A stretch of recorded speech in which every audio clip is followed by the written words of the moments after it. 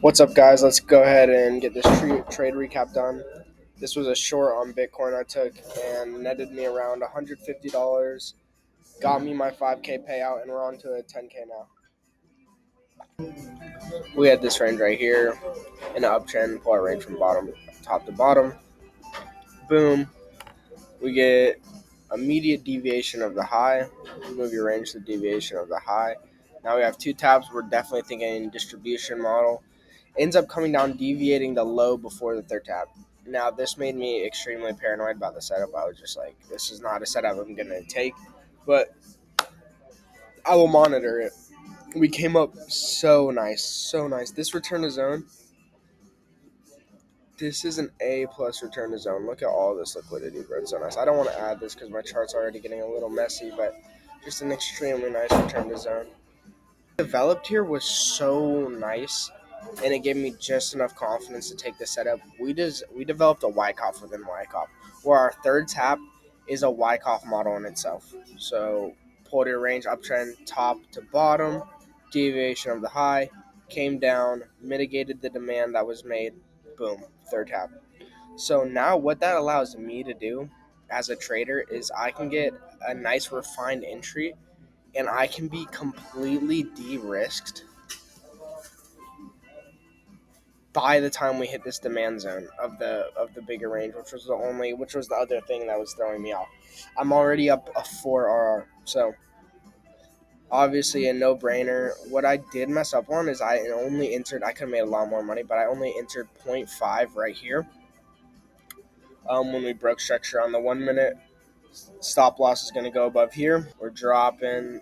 We actually get that spike back up, mitigating this supply. Like that entire this wick was just to mitigate the supply. So now stop loss can go above this because there's no reason for price to go higher. And then let me try to remember here. Let me draw this out for you guys. This right here was the 10-minute break of structure.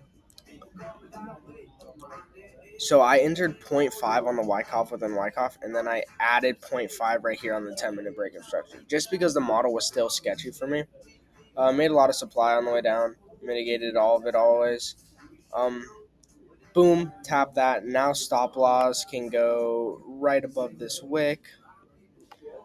Now we keep going down. Made supply off of that wick. Boom. What does that mean? We touched the supply again. Now we're trading absolutely risk-free. And now, right, if you want, you can add on your risk if you want to keep risking 1%. I personally didn't. I just let it ride. Came down. Took my first TP right here. And then full TP was hit right here. I left 10 to 20% running because my bias still is that we're going to see 70 to 72K before making all-time highs. That does not have to happen. There are confirmed models on Bitcoin, high time frame models too. There's just so much confluence at 70 to 72K.